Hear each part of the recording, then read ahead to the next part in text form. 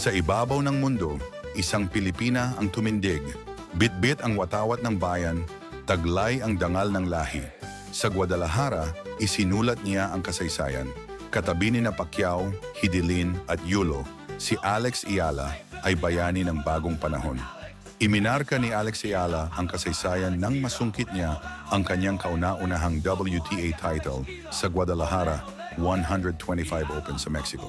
Sa likod ng matinding pagsubok, bumangon siya mula sa pagkatalo sa unang set at ginulantang ang mundo sa kanyang pagbabalik.